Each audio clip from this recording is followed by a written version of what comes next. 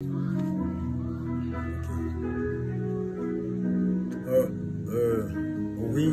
je tiens à me présenter, mais bon, je crois que je vais utiliser le français, le lingala comme toute autre langue parce que bon, c'est son autre. Je réponds au nom de Feli Ndouzi Nguidi, appelé Senzo Oki. Donc, Grand Senzo. Je suis dans les arts martiaux depuis très longtemps. Ça fait environ, si nous devons prendre 68, ça va nous donner plus de 52 ans de pratique d'arts martiaux. Mais je débute avec le karaté tout au début, avec pour maître Bazin, tant du temps qu'on vit, et il est présentement instructeur dans notre FADC, il est encore vie, mais c'est lui qui m'a présenté, ou même m'a fait entrer pour la première fois dans un dojo officiel appelé Kilitrana, qui a fait son emplacement au niveau de stade de Martyrs. C'est là que cela s'est trouvé, et sous la direction de maître Satobine, de nationalité japonaise. Alors, c'est fait ma première discipline en dehors du football que tout le monde pouvait à l'enfance faire ou jouer. Alors, après le karaté, je dis embrasser. Présentement, je suis 6e dan, mais depuis 1995. Mais si c'était vraiment très bien, sur le plan ordonnancement des grades, je voulais peut-être atteindre, vous n'avez qu'à imaginer, depuis 1995, que je suis 6e dan. Mais je pense à penser la façon dont mon frère, Maître Lyongue, me disait toujours, le grade ne vaut rien quand le travail n'est pas là. Il faut mettre beaucoup sur le travail pour que cela arrive à valoriser nos grades, mais non pas faire course au pouvoir au grade qui ne servira à rien pendant qu'on ne connaît rien. Et j'ai toujours gardé ce conseil-là, car il est bénéfique et c'est ce qui est nécessaire. À un certain moment, on va passer le trouver en kimono, c'est en train de vivre. Et dans des zones reculées où on ne te connaît pas, personne ne saura que tu es sportif. Alors, j'ai gardé cette philosophie à M. Yogi, qui est mon frère. En dehors du karaté, j'ai dit aussi apprendre le jiu-jitsu. Depuis très longtemps, où je suis 6e dan, jusqu'à présent. Mais mes amis sont devenus 8e, 7e dan. Mais moi, ça m'a pas trop plu. L'essentiel pour moi, c'est de toujours travailler, retravailler pour affûter mes armes, afin de rester au point. Il n'y a pas seulement que ces deux disciplines-là. J'ai dû aussi amorcer, donc étudier le taijutsu sur la direction de mes centrés, les gens en France, mais ça m'a fait comme me propulser grâce à Maître Mandoli qui avait un document, le prenant le Nippon Taijutsu de Roland Eraez. Ça m'a aidé, ça il faut le reconnaître.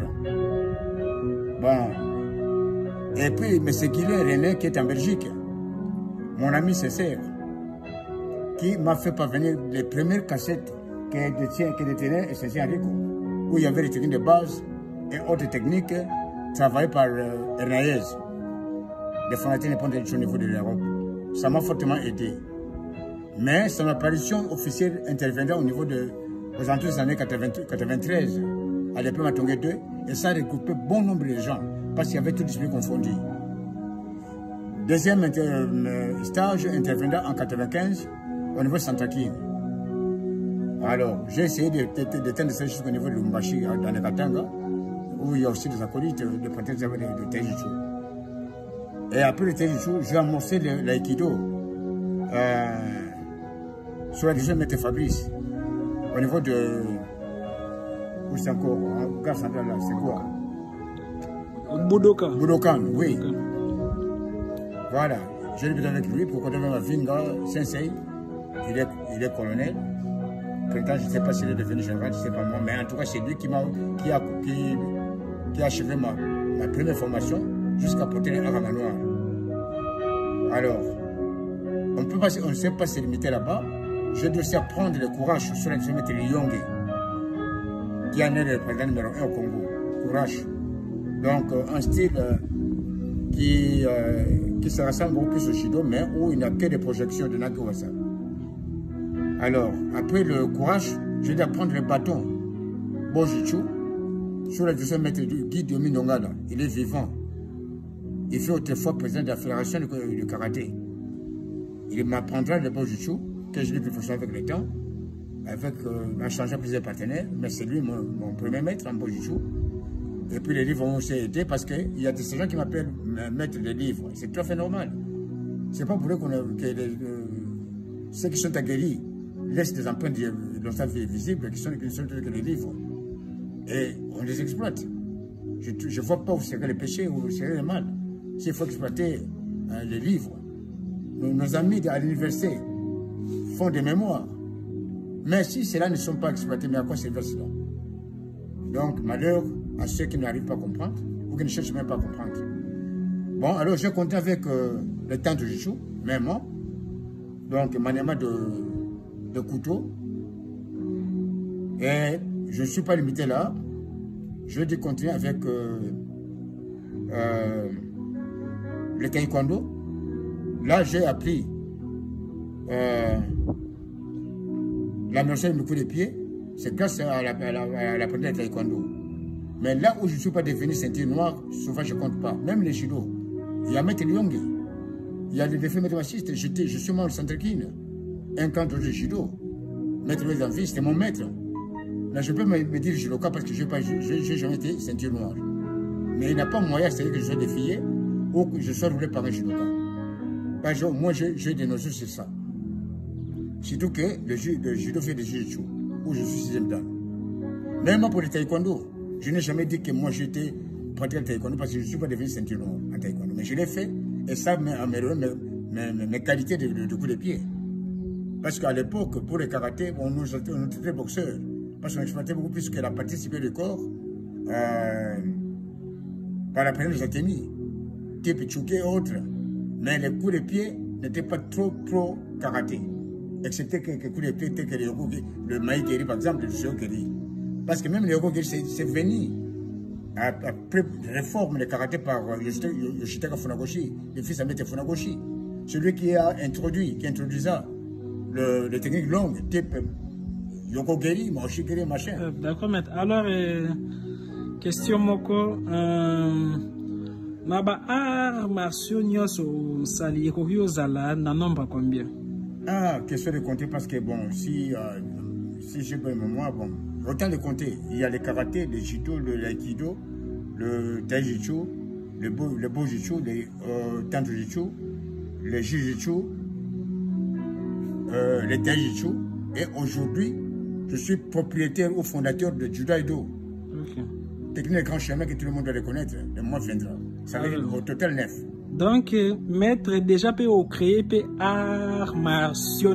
Vraiment. Alors, maître, l'obéla biso, l'importance y a Judaido na société eza nini différence na wana ba arts martiaux misusu eza nini peut alors na les santé na biso eza na rôle nini. Ok, merci. D'abord, parler du Judaido na Roi Boye. Ce n'est pas qu'un certain matin à Bouye, dans le bien non. Batumi Matuna me mettre avec tout ce que Oyebi. On a 4 actifs dans la connaissance martiale. Et c'est que tout ça, le Moko, Moko. Non. La dignité, c'est la piège, c'est la copie. Partant de là, la Vanda demande ça depuis la série 8, dans l'année 80 quelques. La Tikala Bongo, maintenant, tout comme la série 9, dans 90. Dès qu'il y a une révélation, une vision, et pas une chose à Molaï, il y a un appel au spirituel parce que Zaki n'a pas eu mon côté. La vision à Moni, n'a se retrouvé les bourgeois chinois Mogoé, et c'est comme Zaki a joué des filles à mettre congolais, et pas de ce point à cas. Tout le monde a été aimé, puis ça a courage à affronter, je garde, après il faut faire le ministre à Bino arrêté. C'est quoi Bino? N'a Moni qu'on a sur le maître, quand c'est Zangi Lokomoko. Et là, comme on a l'excellente technique, moko.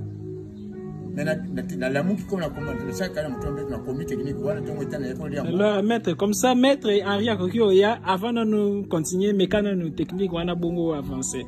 Ça, c'est Henri à vous, mes respects. Voilà, cette technique, on est ça qui normalement met des nuages. Ok. Donc, Kumoti. Donc, Azoya, Koubeta, même s'il avait le bateau, parce que Aya qui peut attaquer là. Alors, techniquement, c'est dit, na, pour la karateka, il y a le Tenakashi qui puis les châteaux comme atelier. Il y a aucune décomposition avant de faire des témoins. C'était ça. Oui. Voilà, on a s'effacé à faire des déviations sur la chou et attaquer le château.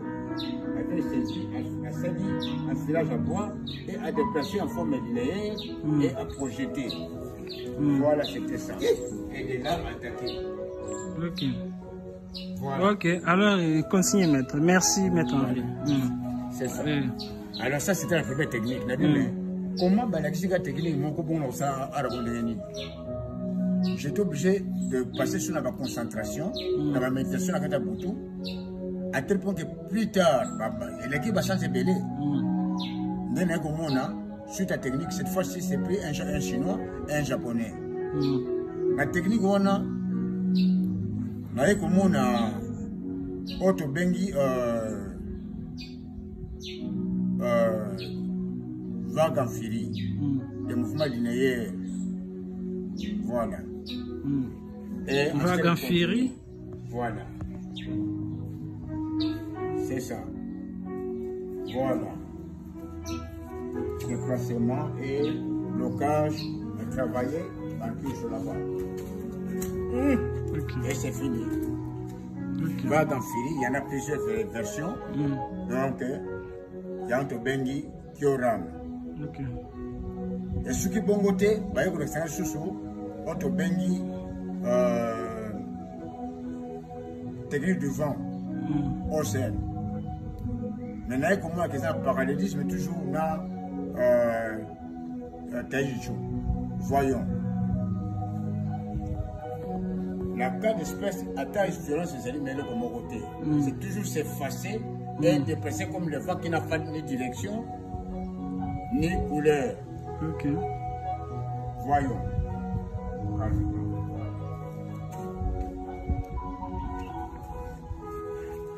Ok.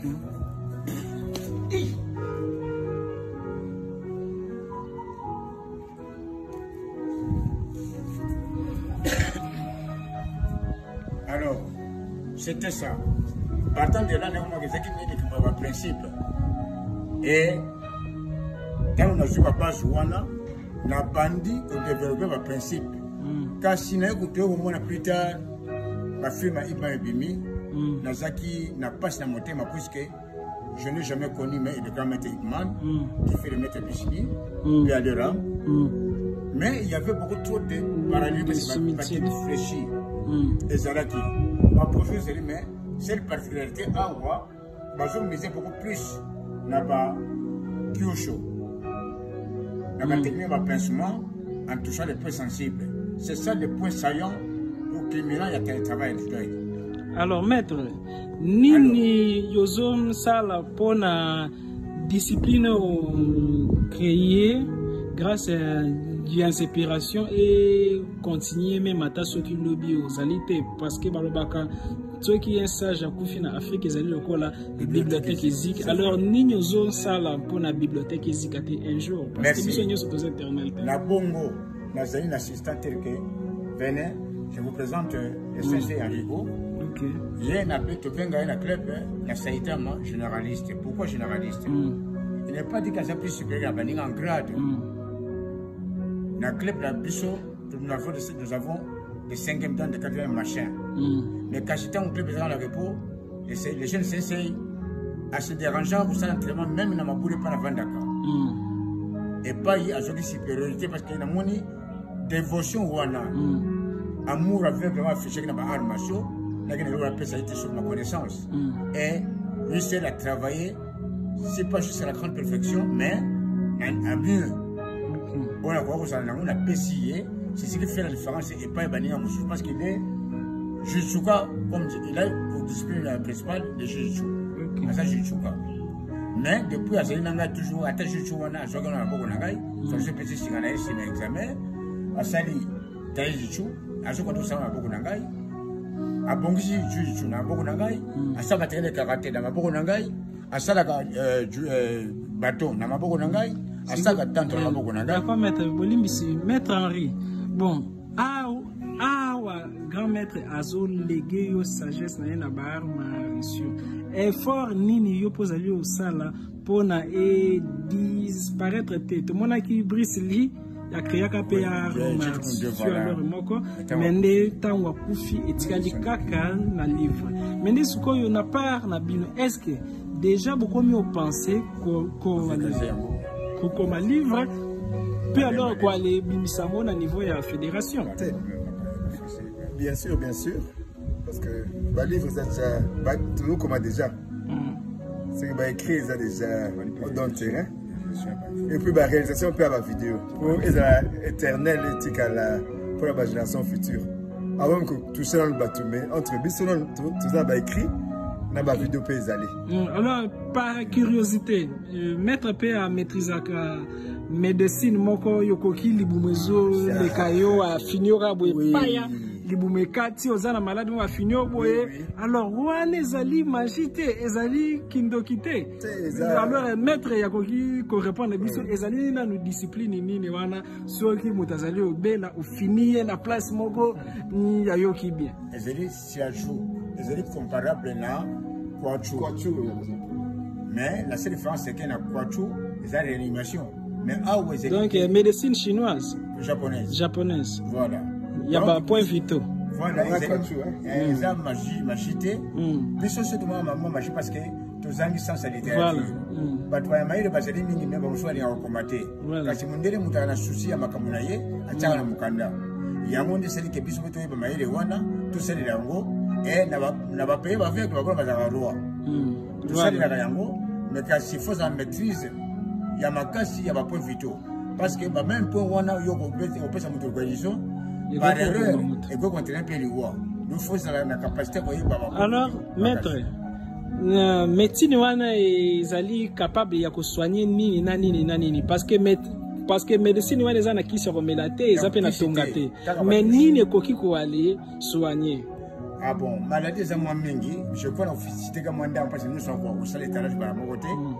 Tout ça par exemple problème ephonie, ça veut dire mon touffo est cueilli et qu'on peut être yemba tout à koso il y a lié à soigner problème ephonie et moi alors pratique mukeka wana batu bazwa cadeau voilà ce qui à ça qu'on regarder comme c'est là na combatisa ye muke na ye awa na larynx donc na la gorge batio mo salama wana kwa moi nini na kutusha wana et puis nous marcher d'une façon alternée gauche droite voilà si on a salé en 7 fois 3 ça fait 7 secondes fois 3 minutes fois 3 na kotika ye na 4 journées sali na so sali en tout cas na tongo fa recouvrir vona ye OK ça c'est un de deux moto à cause de la problème otite et toi il passe tout c'est là problème va toujours ça passe moi ezali na toucher kaka awa osmo que zeli wana zo séparer entre mâchoire na litoi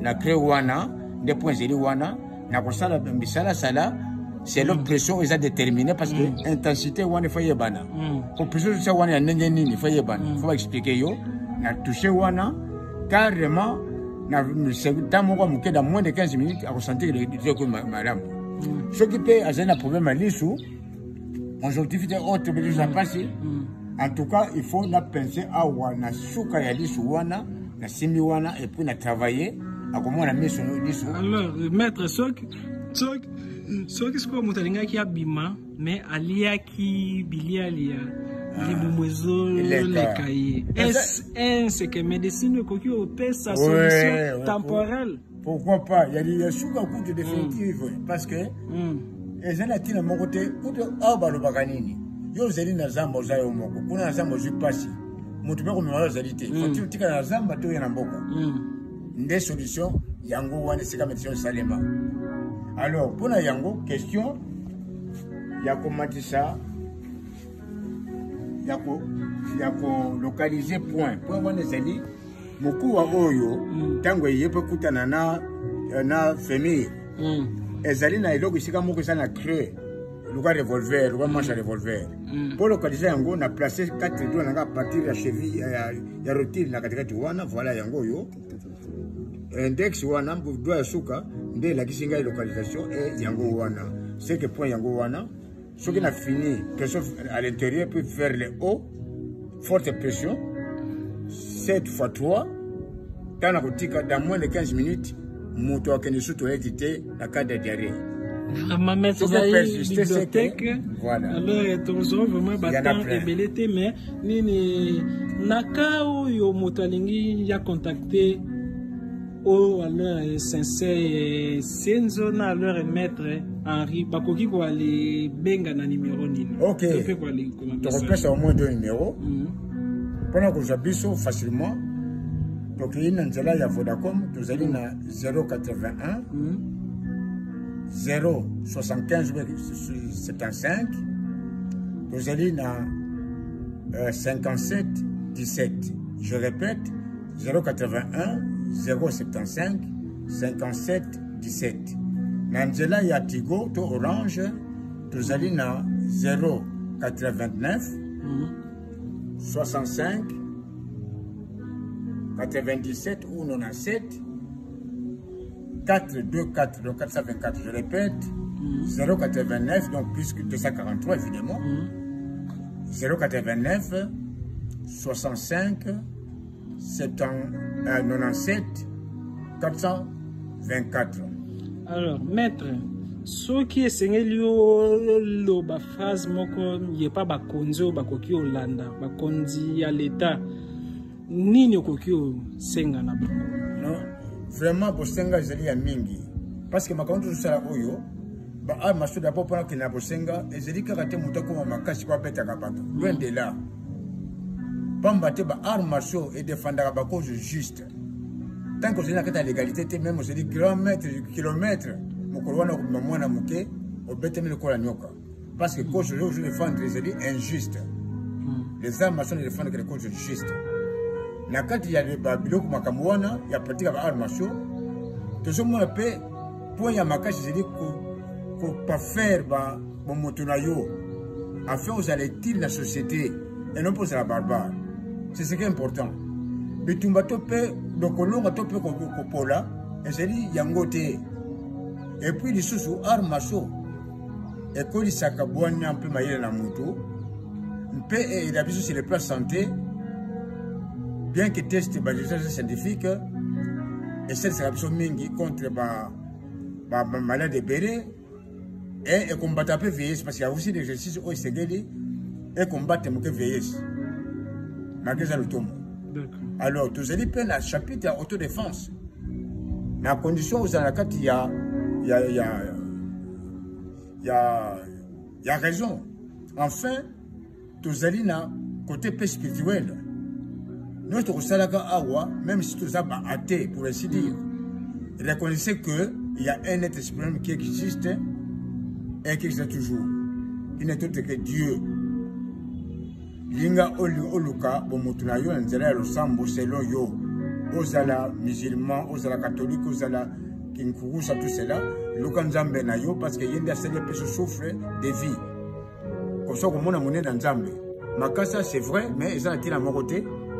Oyo yena malembe pe na pasi oyo bana kobatela kasi oyo juna negalo yenge okosabo ko négliger yango voilà ba valeur ba armes. Alors na question au tout ba bona ba konzi moi en tant ça n'engage que moi mungai en tant qu'individu parce que ngeza ko mona de tout sali plus ya demi siècle ba armes pratique nango yango wana na bande ko mosusu bazali o bazanvi ba mosusu batiki biso mais toujours que est toujours pauvre. Nzambe asali moyi ezaka pona mutu nyoso o aboyi moyi yake na santé te ko batama mais ndenge nini na mboka na biso tozali na ministère sport kasi ya kotalaka ngana koloba ke bazali légèrement injuste excusez-moi le terme parce que terme mususu te so un peu injustice wana c'est pas tout monde awa lokola football ça discipline mère ya ronde ba misaka mais biso bato ya bitumba nana kotala yo pour ozwa avant le ministère au Corobima et c'est la guerre. Et puis ce n'est pas toutes les disciplines, qu'on se le dise. Mais pourtant, parce que pour la ce qui sont élité avec les sportifs, bango ministère vous a wapi. Mais pas les canisa biso, batongre biso, babisika we sengeli pour la masano, il y a Makofi, il y a le stade pour Ndembo. Tout ça peut la passer à Luana. Tout ça avec équipement. Tout ça avec motivation. Bah, expert en la matière. Et ça, la judo, karaté, jiu-jitsu, machin. L'État, ça a pris en charge. Tout le monde a la deuxième république. Je vous dis, il faut prendre l'appui. La terme où il y a un Gouendou, il y a ces schools. Il y a un temps qui se peut faire la bannière Moussoussou. Tout pendant que je sais que les 20 autres bengi, indemnité kilométrique. Et je vous dis en fonction publique, parce que c'est pas fonctionnaire. Mais le lieu qui est là, bon, mon collègue, on s'en ton en bon, parce que tout ceci, c'est pour un bout de mon côté. Et nous, on est des mini. Qui doit nous aider? Faut-il tout bien abattu, il y a Mikili Moussoussou. Dans les Congolais, tout ça va Congolais, tout ça va Congo. Bah, on n'est pas quand ça biso pour voyez pas, qu'on s'unga biso, tout préparé à ta pension. Le temps galope, on est défiguré par le temps. Mais pas quand ça biso. Surtout, c'est un trois chemin pour la robima. Pas facile de tâche. Et non pas le vaca, bino boy. Mais finalement, c'est ça qu'on a pour la banane. Moi, je pitié que son acadie s'engaille moko, puisque déjà la communiqué n'a commis, mais la monité, la niveau de l'arme, son nous sur Salaka. Donc, il y a pas pour la stage, tout cela. Mais la zone nini. Donc, on a marqué si nini, son élève qui était la paix, n'a transféré que ça n'a pas, il y a pas de ça aussi, Manangaï. Pas un élève qui était. Dans cette demi, je ne travaille pas. Je pas l'argent. Tout est difficile pour moi, tout est en noir. Mais on a marqué si nini. Et peut-être toujours qu'il y a. Quand ça veut dire que tout le monde ne va pas passer. Mais ton bon, sa génération future n'est gagnée. Pas le plus de solution à Sanjouana, pas comme ça, tant soit peu. Afin, moi, été le mal solo. On a payé Moussoussou et ça, Marabongo. Merci beaucoup, grand maître Sinzo Nzamba Pambolayo. Merci beaucoup, grand maître Henri Nzamba Pambolayo. Vous avez qui interview et salmi le maître Avatar Jean-Pierre. Merci Mingi. Arigato. Salut, grand maître Senzo.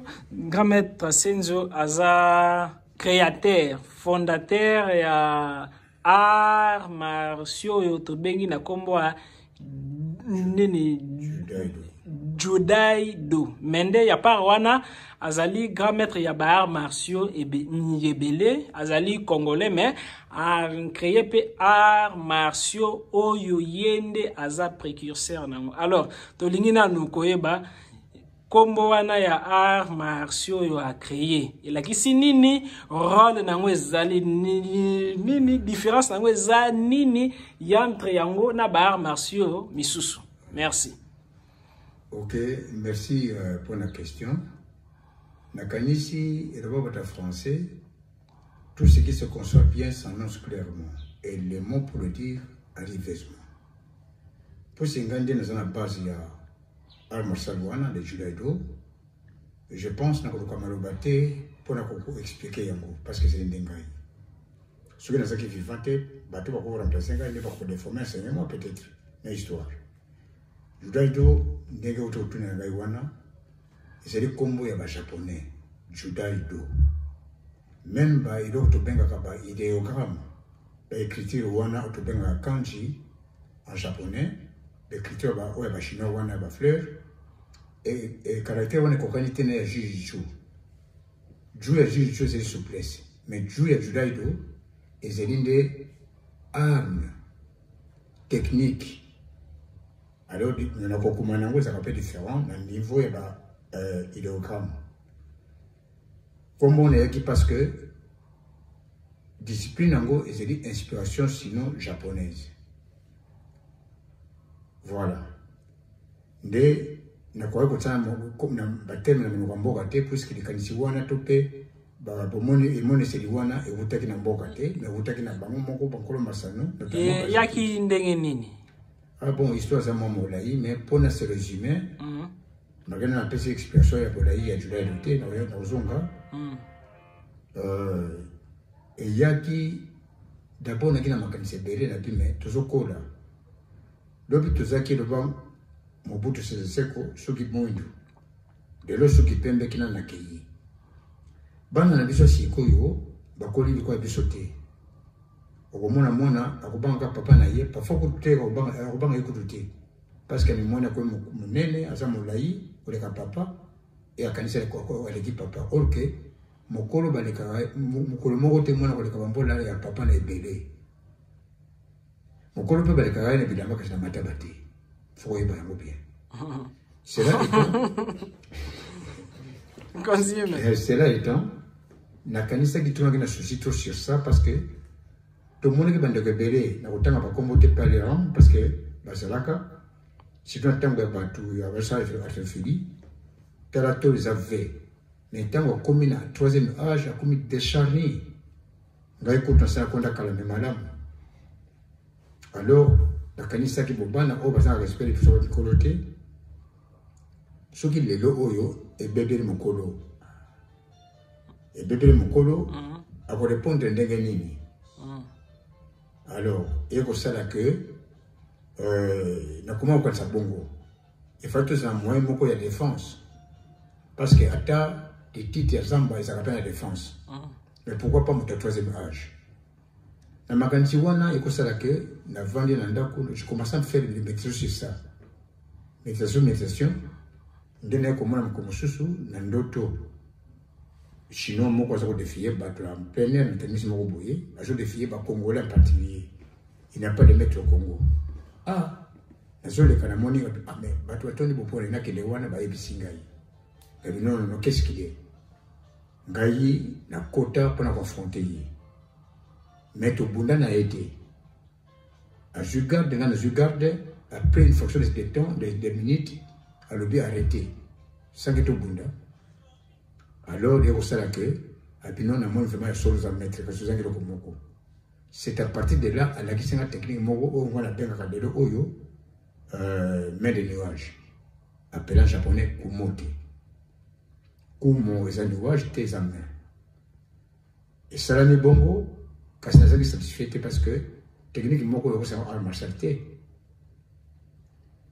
nabandi kodéveloppe yango mais namonaki eza insuffisant parce que babase namonaki yango te comme ezaki na esprit nakoka koinvente te na ndenge na ngai moko sauf kopersévérer avec le temps nekomona ke eye kofuta nsima ya batemps ebele mais cette fois là ezalaki chinois te japonais nde alakisinga batekini mosusu wana alors yalakisi yo toujours na ndoto alors nakomaka so namoni ndoto ngai natiaka kai na moto mbeto nakomi soki ntongo etani na bango kotala makambo amonaki na butu yango wana bandeko bandoto bonekisaka te nzambe alobaka travers bavision travers bandoto c'est vrai c'est comme ça que nazalaki droit inspiration wana et puisque eza ya bango baasiatique na préféraki bateme mpe ezalaka na monoko na bango nde mbotama jura edo e nakoyebaki bateknike bamonaki eza bateknike moko eza koremplace baprincipe epai kodéveloppe yango eza molai et toujours sala bongo na bongo depuis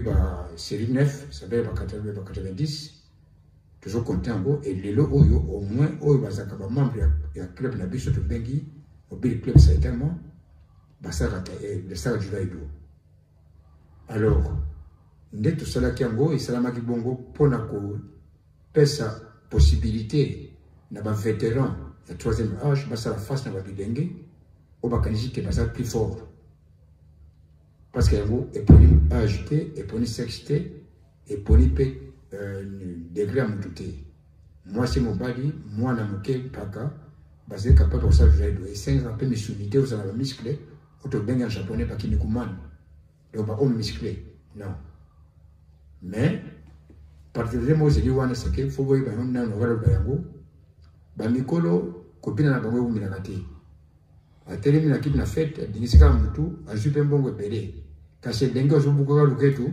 atoki okoma azwi rien na bitumba mpe ndenge moko mokolo akoka te kosala face na elenge osala na misuni pendant autant de minutes parce que ata oza expert banga mpe force ya bolenge banga yango alors yo mpaka kodésespéré te na nzela jura edo la solution face na baagression ya nyonso e na agression wana komona ke mpaka akowumela te asi asali déjà oyo akoki kosala surtout ke azali dans le bon odo azali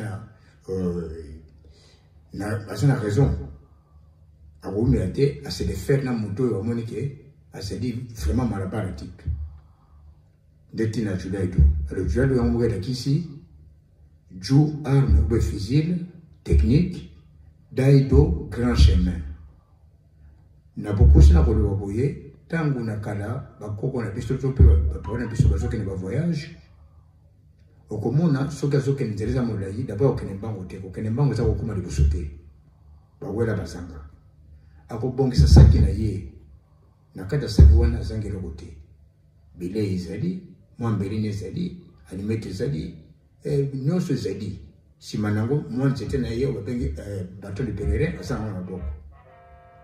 Alors ntango azokende akomi na nzela yoki nzala akoluka ndako ya motu te parce ndako eza wana te afongoli saki na ye akudia akomela mpe akontinue nzela soki mpe akutana likama ndondakisa nyoka koma asa na nzete na ye abomi mpe noko mbango e bongo na bongo akokoma te na destination sans ke alemba. C'est ça de philosophie ya Juraido. Donc nzela molai baforsaka te bakende yango mbango te awa mpe na bitumba ya Juraido okoforce corps te sauf ndefu motu esala de par baprésence ya batechnique nango motu ekosala ndenge nini ya koyekola baprincipe et puis basystème ya kose défendre. Maître, sikoyo soki moto alingi ya yekola yango yakoki obengo na numéro nini? Oh, justement, ba numéro to bombaka yango te parce que toujours quand des éthicala. Donc on est toujours en crise de littérature biso oyo qu'on se le dit on n'a pas de moyens, on est des mini. Donc souhaita ka éthicala pour ba wesi mana biso ba continuer ce que biso sukeli afin et prospérer. Ben na biso o tout ça la mise na piédestal pour tout ça longtemps visible. Voilà, alors pendant que biso dans le banc, vous avez dit, tu peux passer dans la Vodacom, tu as dit 081